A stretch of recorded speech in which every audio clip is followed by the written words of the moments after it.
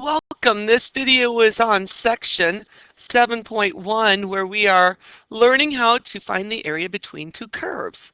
So that is the focus, and this is part 2. Let's continue on with example 3. And you can see to the right I've got my two curves sketched out. I know that they are a sine and a cosine, and it says find area of one of the regions bounded by the sine and the cosine curve. So if we just here, let's use that green. This would be the region I'm going to focus in on, this one right here. It said just find one of the bounded regions. So that's the bounded regions I'm going to focus in on. And then it also said sketch note, let's make f of x the larger function where f of x is always greater than g of x. So there are some y values here that are always greater than the y values coming from g of x. And that would occur, I can make then this curve my f of x curve. Which one is that? Is that sine or is that cosine? Well, it's going through the origin, so that would make this my sine of x curve. And then the g of x is going to be this lower curve. Notice how the pink line is always falling below. If I took a vertical line and passed it along, the pink and the blue always keep the same relationship where the blue is higher than the pink. So I know my y values are greater on the blue than they were on the pink. Now, what I need to do if I want to calculate the area is I'm really thinking in my head, I want the integral.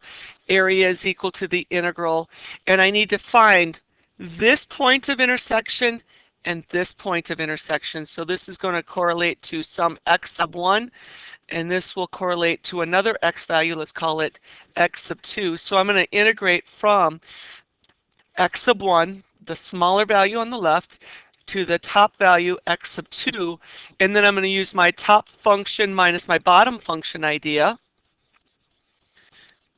And then the width will be dx, because I envision my rectangles being sliced vertically like this. So I'd have a bunch of rectangles, infinitesimally small width, so we'd have this dx width, and I just need to calculate the height, which I can do by going f of x minus g of x. Now, how do I get x sub 1 and x sub 2? Well, let's do part B here, where we find the intersection. And if you had a calculator, I guess you could graph it on your calculator and look for intersection points. I do not have the calculator with me, and I can calculate this actually pretty easily. Where does the sine curve match the cosine curve in their y values? Well, when I think of the unit circle, I know of an ordered pair where they match up, square root 2 over 2 and square root 2 over 2. That would be then at pi over 4. So I know one of my intersections is pi over 4. Over here, I have a negative and a positive square root 2, so those are not equal. But then down here, we also pick up what square root 2 over 2, square root 2 over 2, and since they're in quadrant 3, they're both negative. That's a match. So my other spot will be 5 pi over 4. And that's what I'm going to integrate from. So we just kind of figured out here that our x sub 1 was equal to pi over 4, and our x sub 2 was equal to 5 pi over 4. Good old unit circle stuff. So from that, let's update and rewrite this integral with more information. So I'm going to have from pi over 4 to 5 pi over 4. Top function was the f of x function, or my sine of x. And the bottom function here was cosine of x minus cosine x. That would give me the height of any rectangle sitting upright through that region, and then multiply it by the width dx. We need to integrate then. Integration, the integral of sine gives us cosine of x.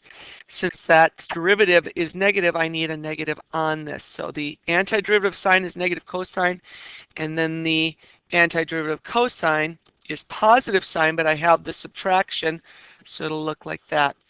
I want to evaluate these from pi over 4 to 5 pi over 4.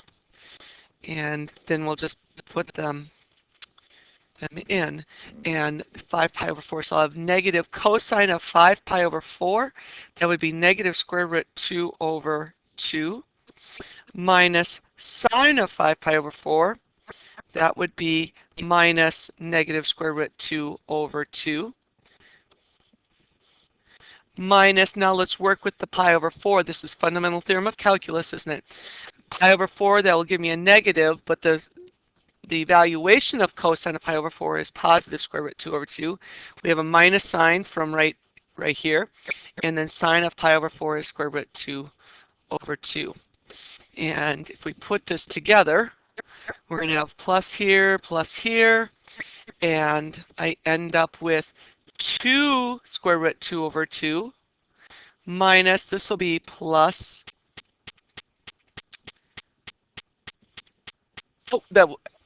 with this, that'll be plus. So send the negative through. Think of it that way. And then I'll have 2 square root 2 over 2. Plus sign in between. This guy coming down. And then cancels to 1, so I get square root of 2 plus square root of 2. And we have 2 square root 2 as our area. On to the next one. Okay, find the area between the graphs of f of x is a cubic and g of x is a quadratic.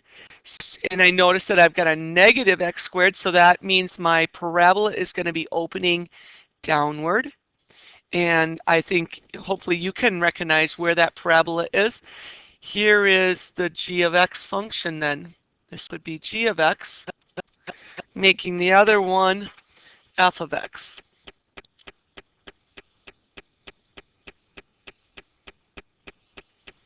So this is f of x. That gives me 2 regions, and why don't you take and shade yours in as well. I've got region 1 over here on the left,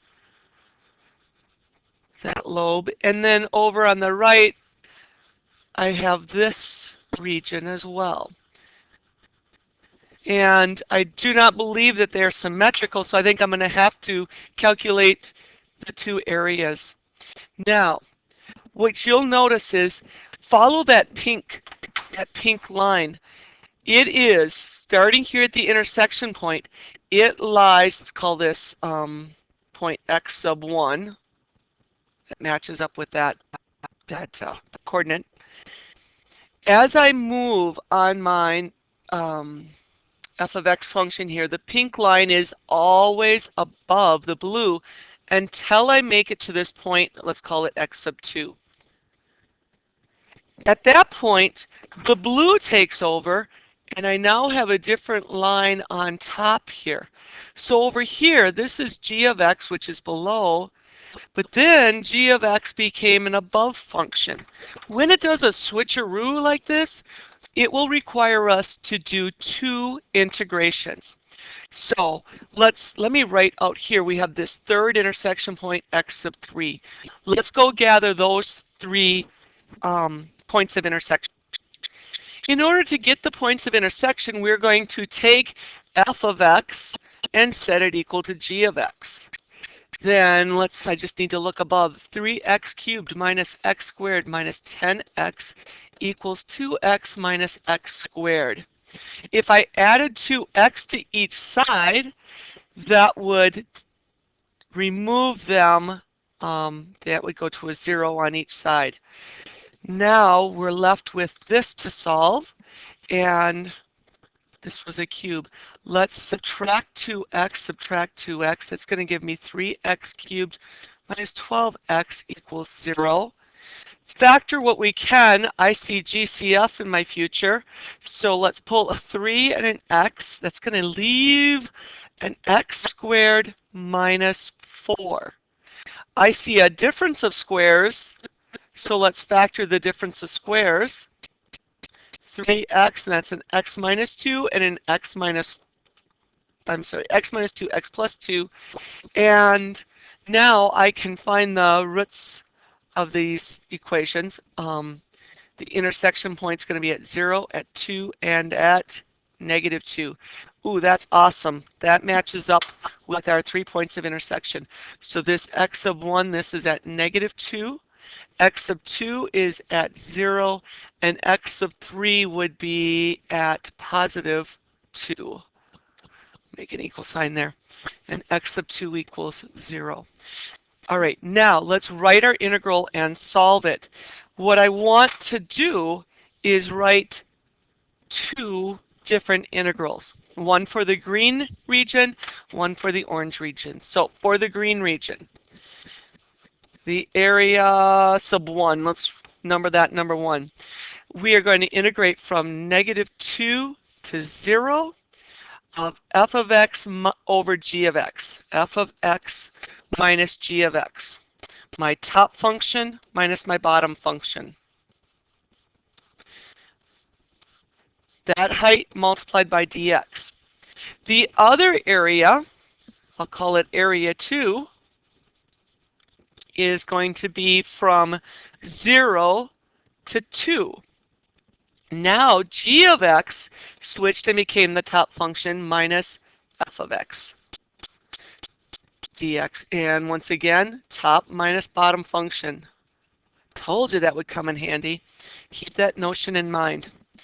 Now it's just a matter of integrating, so we could put our equations in place, simplify, integrate, all good stuff. So we'd have 3x cubed minus x squared minus 10x. There's f of x minus g of x, which is 2x minus x squared. All of that by dx. Our other, let's see, this is a sub 1. Let's call this a sub 2.